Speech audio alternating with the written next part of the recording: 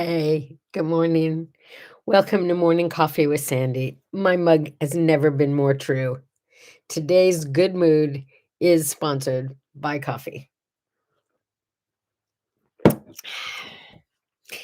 So, yesterday I had my booster. I was very excited to have my booster, by the way. Um, Here's the cool thing. I was sitting waiting for my booster, and she wiped off my arm, and she took the syringe, and she held it over to my arm, and then she put it down. And I said, "Is there a problem?" And she said, "No, no problem." And I said, "Well, then why didn't you give me the booster?" And she said, "I did." I said, "No, seriously, why didn't you give me?" Have you ever had a shot where you absolutely felt nothing until late last night? Yeah. So I had it in my left arm, my other right arm. Good morning. I had it in my right arm. My left arm. See, I told you I'm not feeling great this morning. I'm very confused because I'm having so much trouble with the left side of my body because I have that slip disc that's causing some pain from my foot up to my hip. I decided why ruin both sides of my body? And I am a righty. So I had the shot in my left arm. Now, thanks to the magic of medicine, now I know it's gonna go away because this is what happened after my second dose, and it didn't last that long. So I'm assuming it won't last that long again, but right now, it feels like a truck ran me over. Yeah, all night long. It was like no way, you know those nights, right? Where you just can't get comfortable no matter what you do. You turn right and it hurts. You turn left and it hurts. You lay on this, it hurts. You lay on that, it so I felt like an old lady complaining about everything that hurt. So this morning, I am not feeling full of energy, but I'm still in a really happy mood. That's all I can say. Anyway, I did go to see Fritzy yesterday afternoon too. She was already having dinner by the time I got there. So I sat with her and I didn't dine with her, but I experienced dining with her, and that was kind of fun. She did not like her soup, and like a 3-year-old, she refused to eat it because she didn't like it. Um, okay, I gotta fess up. I brought her 3 of those little eclairs that she likes so much, and I did give her permission to use them as a hors d'oeuvre. Yeah, so she had 3 little mini eclairs before she ever started to eat, which I'm sure didn't help because she doesn't eat that much to begin with, but she did love those eclairs. It was worth it. But then I went to get her some warmer gloves and a little blanket because she was cold, right? When I came back, she had a milkshake, chocolate milkshake, which she loves, in a glass about this high, and she drank the entire thing. But my favorite, she loves chocolate milkshake. She loves chocolate, period. She's just so funny. Anyway, she ate quite a bit. But my favorite part of yesterday with Fritzy was she kept looking at me and doing this. She would point at her milkshake and then point at me like, "Do you want some? Do you want some?" And then she said to me, "I love you so much, I would share my milkshake with you." I was very moved and touched. And I said, "And I love you so much, I wouldn't let you." There you go. Ah, it's like the gift of the Magi all over again. Hey, today's National Pumpkin Day. You know what that means, right? That means if you don't have your Halloween pumpkins yet, it's time to go out and get them because you have to have time to clean them and carve them and, like get everything just right. We haven't got our pumpkins yet. We're going to go out pumpkin hunting. Maybe today if I'm feeling good. I hope so. Do you do that? Do you still carve pumpkins? Indy and I do. We kinda have, like, a little contest going, and I have to admit, he's better at carving pumpkins than I am. He carves these really creative, scary-looking pumpkins, and, I do that with the 2 teeth coming down and the little triangle nose, and I can do the eyes inside of the eyes. That's kinda cool. I gotta admit that. But I don't do anything like I just do, like, pumpkins. I think it's fun. The people next door, oh my goodness, they have, like, those giant blow up things you can get, like, at Home Depot? They have 1, 2. They have 2 of these scary, weird bird things up on top of their motorhome. Then they have this Frankenstein, and it's been really windy here, so the Frankenstein head keeps going like this. But they have this giant, not a blow up thing, they have this giant scary thing at the door. I mean, like, I wouldn't go trick or treating there. It's scary. They have 3 little kids.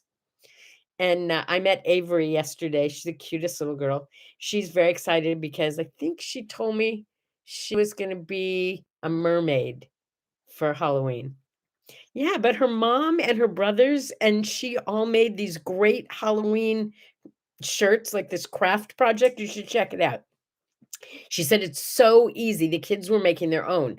You go to the dollar store and you buy the little balsa wood Halloween cutouts, like they say, witches or scary, or they have like Halloween stuff. And some of them are pumpkins and cats and like that. You lay them down where you want them on the shirt, and then you just get a spray bottle of bleach and spray them over with bleach.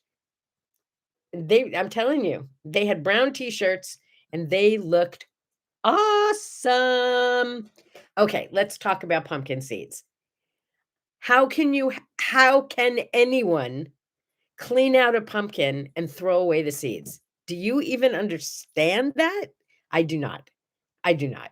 And if you're really smart, when I say really smart, it means that in the past, someone has taught you how to roast your pumpkin seeds. If somebody's got a great recipe, I'm open. Mine are kind of hit and miss.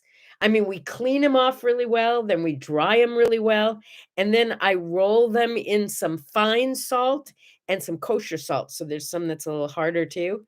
And then first I think they get sprayed with a teeny amount of olive oil, then rolled in the salt, and then stuck in the oven. Anybody got a better idea? I love pumpkin seeds. When I used to travel across country, that was my staple. It's like, okay, you could stop for lunch, but you had to have a bag of pumpkin seeds, right? Am I right? And there's only one brand, David's. That's it. If you don't eat David's, homemade or David's, nothing in between, right? Have you had those off brands? They're not very good.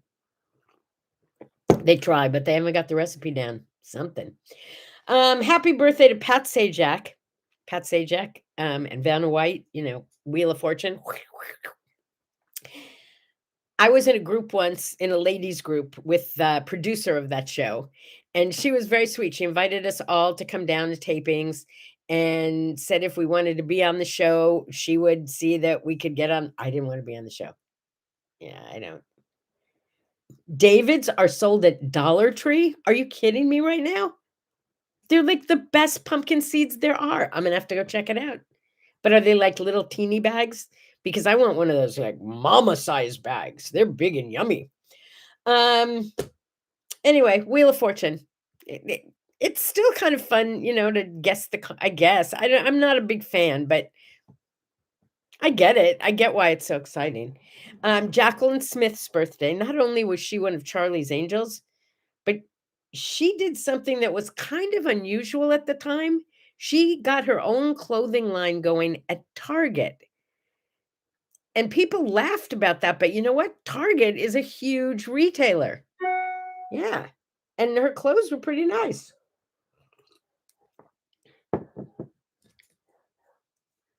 It's $1. How many seeds in a bag? 100? 100 seeds for $1? A penny a seed? I don't know.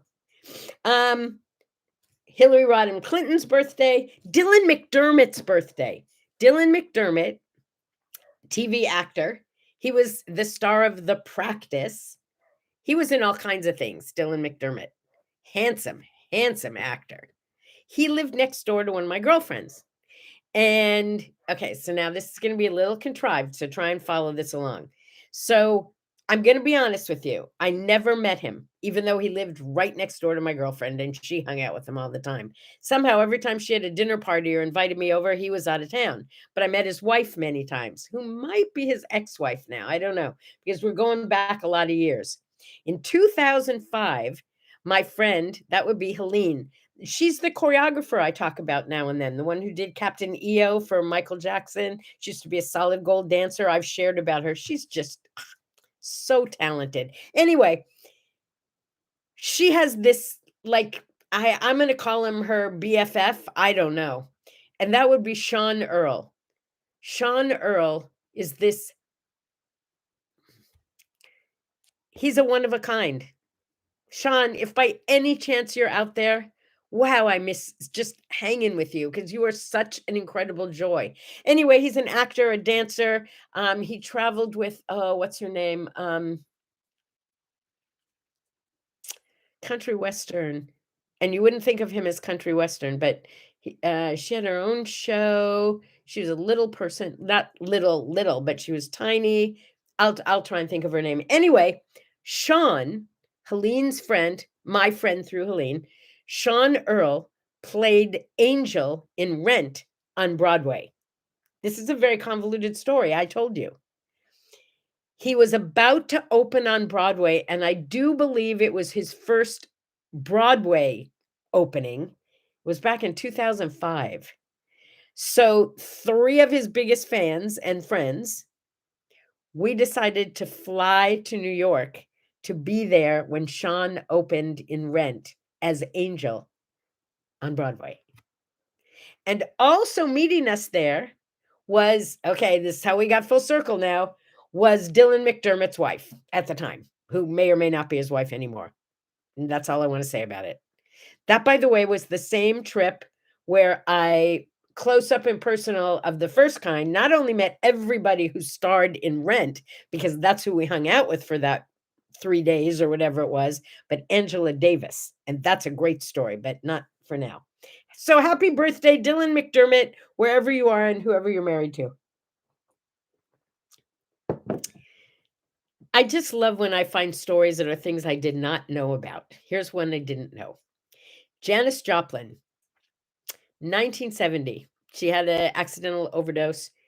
Apparently, in her will, and she had a will, she left $2,500, which back in 1970 was quite a bit of money. She left $2,500 to throw a wake party in case she had an untimely death. And apparently, a whole lot of that money went to share with the unknowing guests at her wake hash brownies, marijuana brownies. Yeah, I guess it was quite a happy wake. Yeah. So, on behalf of all those who celebrated you, Janis Joplin, I hope you're like, I think she was cremated and her ashes, yes, she was cremated and her ashes were scattered over the ocean here in California. More movie trivia. I love movie trivia. The Terminator. Okay, so we all know that Arnold Schwarzenegger starred in The Terminator. By the way, just talking to you is making me feel better. Maybe I should do an all-day show instead of going back to bed like I really want to do. So The Terminator. The first person who was suggested and was supposed to be starring in The Terminator, I love this, was O.J. Simpson. Yes, O.J. Simpson is the Terminator. But James Cameron, who actually became famous after doing this and, went on to do Titanic and stuff like that. James, I think he also did Now You See Me or whatever that one was. Anyway, he decided he did not want O.J. Simpson to play the Terminator because he wouldn't be, you're going to love this, he wouldn't be believable as a murderer. Yeah, true story. And then they did not go directly to Schwarzenegger. He was a nobody. They had a different little part picked out for him. They thought that they would try Sylvester Stallone, but he turned it down, I guess. And Mel Gibson, because he'd been doing a lot of, shoot 'em up, bang bang stuff, and he turned it down. So they finally took this is too many words. Too many words when your brain's not working. Anyway, they finally went with Schwarzenegger. And hi, dogs. And he became famous out of "I'll be back," right?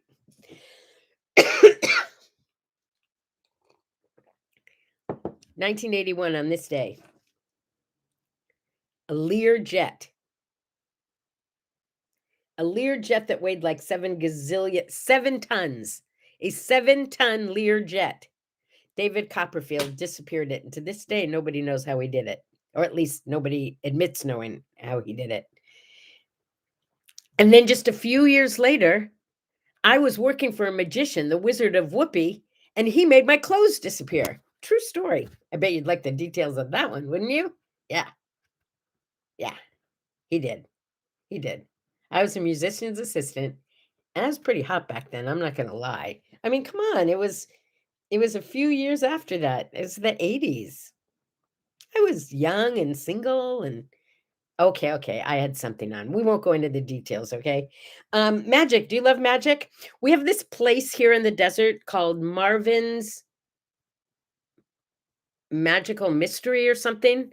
It opened, unfortunately, like the year before COVID hit, and I don't know how they managed to stay in business, but they just reopened again, and they bring like Las Vegas acts of magic right here to like 10 minutes from where I live. So we're gonna go do that. Yeah, the Wizard of Whoopee. Can you believe that? So his name was Joey Cabocious, and unfortunately, Joey has since passed because I tried to find him. When I started working with him, I was his promoter and booking agent, and I booked him as the Rainbow Wizard. Yeah, and he did kids shows, and, like, I remember he did, like, the Easter party at Bullock's department store and at Robinson's. He was, like, this goody-goody just he was a really good magician, and he was great with the kids, and after I'd worked with him for a while, he said, I do other kinds of magic when I'm not working with children." And I said, "Really?" And he said, "Yeah, would you like to like represent me for that too?" And I said, "Tell me about it." And that's when he told me that at night he was the Wizard of Whoopee and he did smut magic at strip clubs and uh bachelorette parties. So I said, "Well, I'll try. I don't know if I can do that." So I booked him into one strip club near the airport, near LAX. And he said, "Well, I want you to come so you can see my act so you know what you're telling people." And I never went to another one after that. But I also booked him into a bachelorette party and I went as his assistant. Yeah, I did each thing one time just so I could say, "Yeah, I did that." And I didn't never have to go again. It was very I found it extremely embarrassing. Yeah. So how about that? This person who is as sweet can be did smut magic assisting.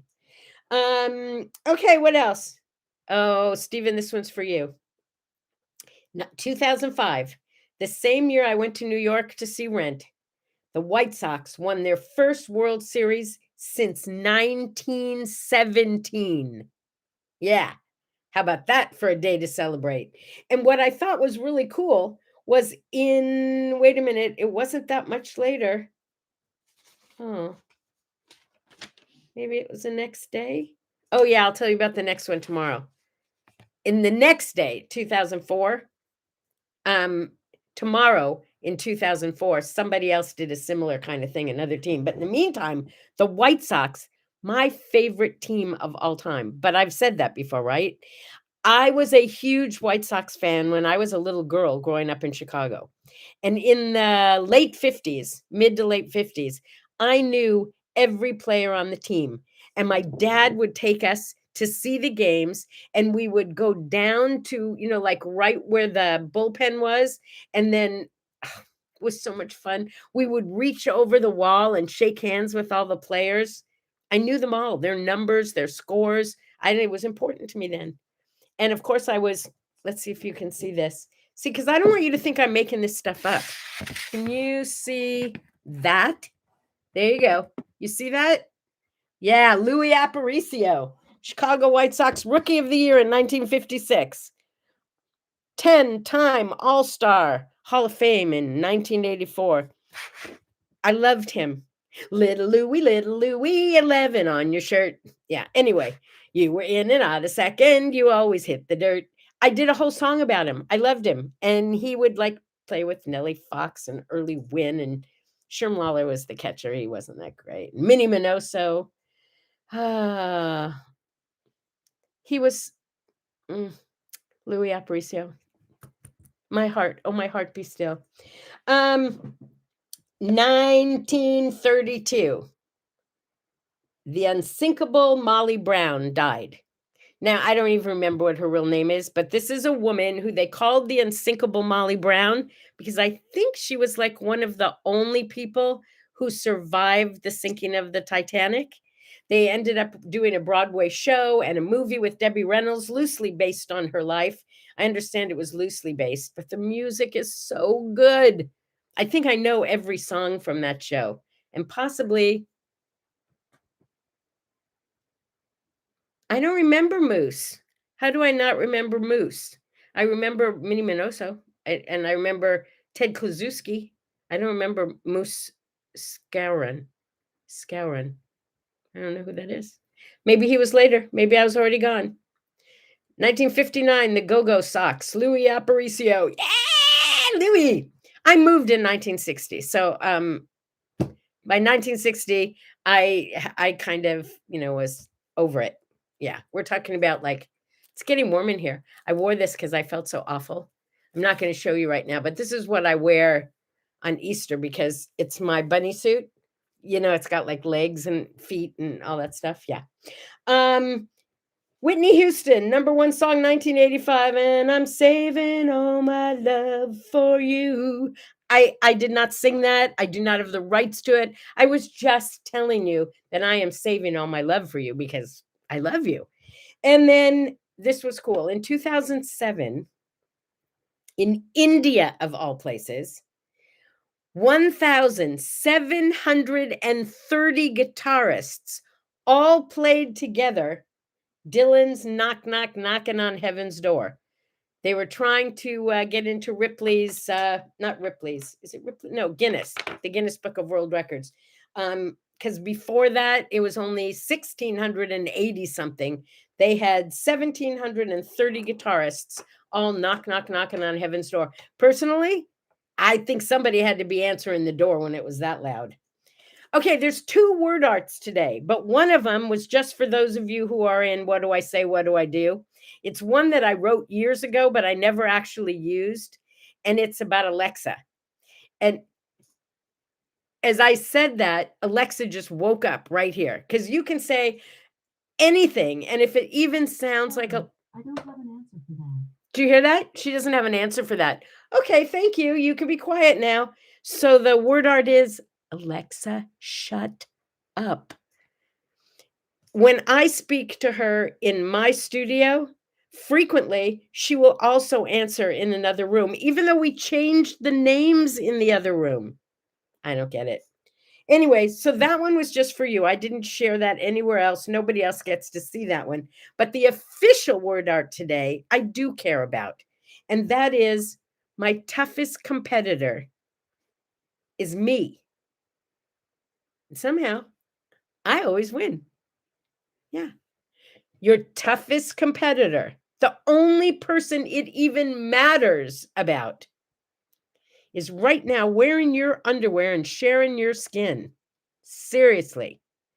So why do you make such a big deal out of competing with that person?